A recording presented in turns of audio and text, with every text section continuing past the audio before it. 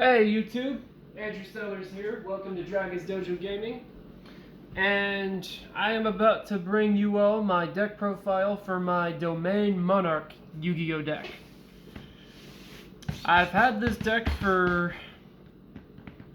6.5 years now.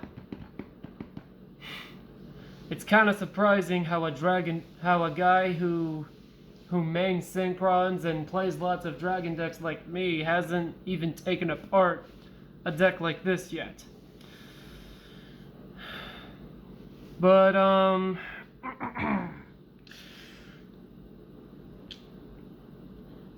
one of the reasons I have it now is because it's kind of viable in this format right now, and if you manage to go first and open up with a tribute and manage to get a tribute summoned monster with a copy of Domain of the Monarchs,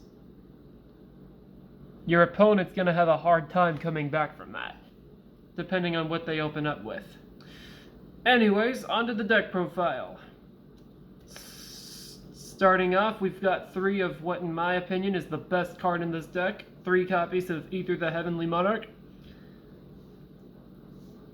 So Aether, or Ether, however you want to pronounce it, her effect says that during your opponent's main phase, you can banish a spell card, a Monarch spell or trap from your graveyard, tribute a tribute summon monster, and then tribute summon her from tributing that monster. And then her other effect is when she's tribute summoned, you can send 2 Monarch spell or trap cards from your deck to the graveyard, then special summon a Monarch monster with 28 or 2400 attack and 1000 defense. And at the end phase, the monster you special summoned will go to your hand. She's just such a good card. Like, she helps you maintain board presence. She helps you get monsters in your hand. She's just great. Like, she's just amazing in this deck. Now, despite her being the best, this dude right here is my personal favorite monster in this deck. 3 copies of Erebus the Underworld Monarch.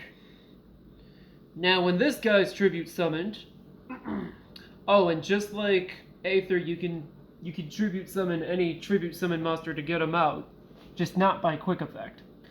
And thanks to his other effect, when this guy's tribute summon, just like Aether, you send 2 Monarch spell or traps from your deck to the graveyard. And after sending those cards, you choose an opponent's card on their board or in their hand and shuffle it into their deck. This guy can really come in handy because he can make it a little difficult for the opponent to come back. He can ruin strategies. This guy is just a really good card overall. Next up, 3 copies of Adia the Heavenly Squire. And 3 copies of Edios the Underworld Squire. Edie is there to help special summon Edios from your deck. And if Edie is in your graveyard, you could banish her to special summon Edios from your graveyard. And if she's set to your graveyard, you can add any banished Monarch spell or trap to your hand. And thanks to Edios' effect, when he's summoned, when he's normal or special summon, you can get an additional tribute summon for the turn. The funny thing about these 2 is that if you were to summon her out with 1-for-1's effect and get him out, you could technically tribute summon twice if you wanted, twice on the same turn if you wanted to, or felt like you needed to. Oh, and Edios' other effect is let's see. You could banish it from your great. Oh wait, I messed up on my reading on something here. It's his effect that lets you special summon Edia from the graveyard. All Edios really does when she's sent to the graveyard is just let you add a banished Monarch spell or trap to your hand. But these are great key combo cards, and they're just really good in this deck. Next up, one copy of Karaz the Light Monarch.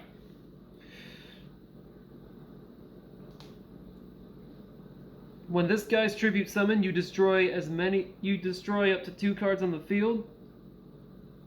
The controller of this guy draws a card for each card you've destroyed. Like, if you were to destroy your opponent's player, they get to draw a card, but if you were to destroy one of your own, you'd get to draw a card. But this guy's pretty good overall.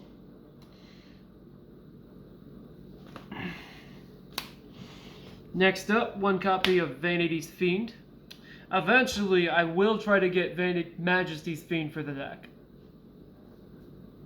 But both Majesty and Vanity's Fiend are both amazing cards. Majesty's Fiend negates the effects of all other monsters. Vanity's Fiend prevents players from special summoning. Which doesn't really do anything to this deck, because you can still get your tribute summons even if you have Vanity's Fiend out. Next up, 3 copies of Ash Blossom. It's a card you strictly want to main deck and don't want to side deck. Based on what I've seen of deck profiles online, it's either if you want to run Ash Blossom, you either main deck her at 3 or don't play her at all. Now, by all means, she's not a mandatory card in the deck, but for the Domain Monarch deck that I play, I kind of like running her. She's overall a solid card. She's not amazing, but she's good. Now for the spell cards. 3 copies of Domain Monarch. 3 copies of, in my opinion, the best spell in this deck, Domain of the Monarchs. If you control a tribute summon monster, the opponent. If you're the only player to control one, your opponent can't special summon monsters from their extra deck.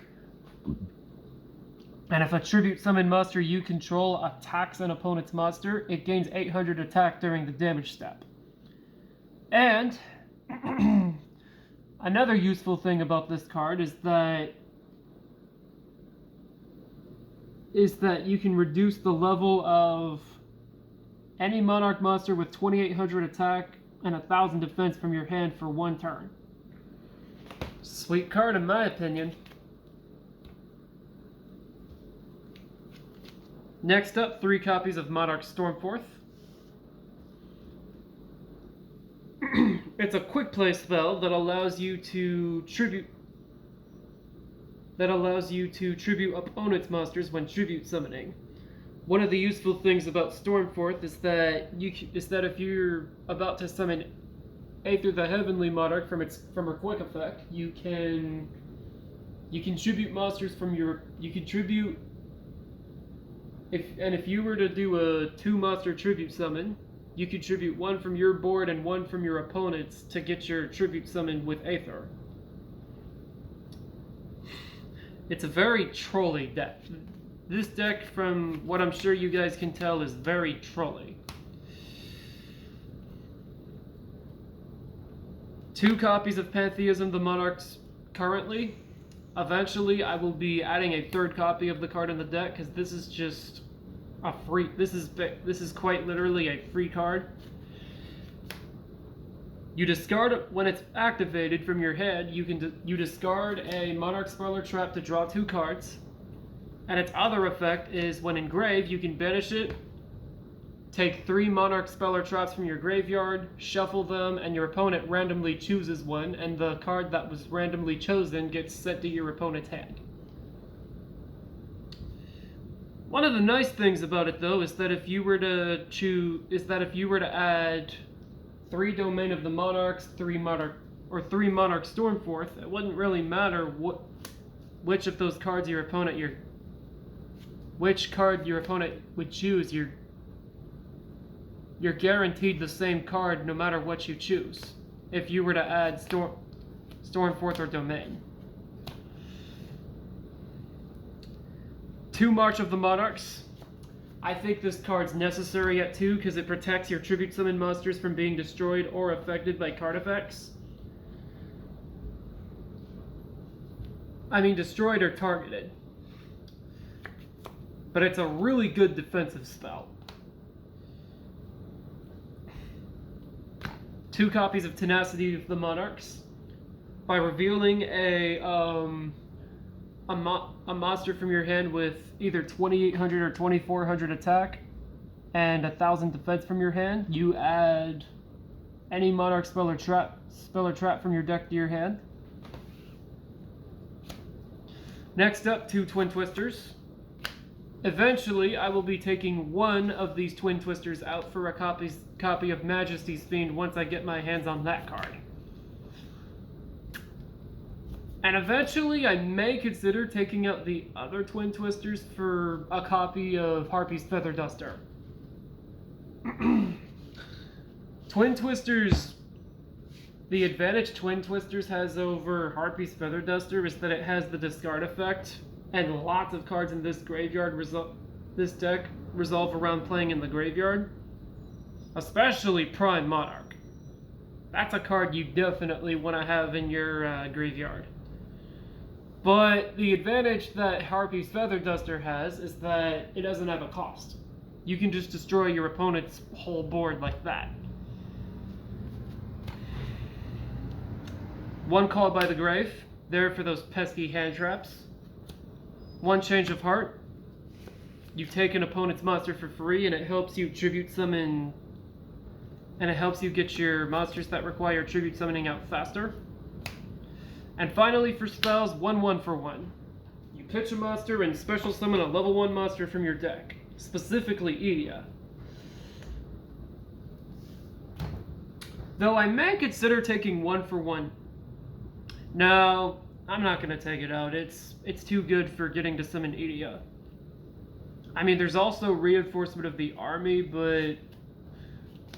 You know, I may actually consider taking this out for Reinforcement of the Army just because Reinforcement of the Army doesn't have a cost. 1 for 1 actually does. 3 Prime Monarch.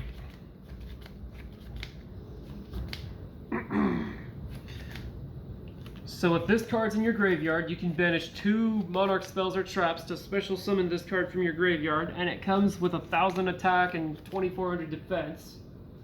And it becomes a light fairy monster, level 5. And its other effect is when on board, you can target 2 Monarch spell or trap cards in your graveyard, shuffle them in your deck, and draw a card.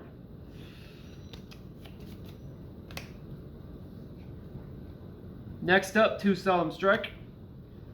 If your opponent special summons a monster, you pay 1500 to negate the effect and destroy it.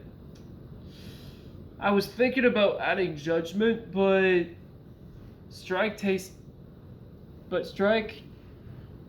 doesn't cost as much to use, and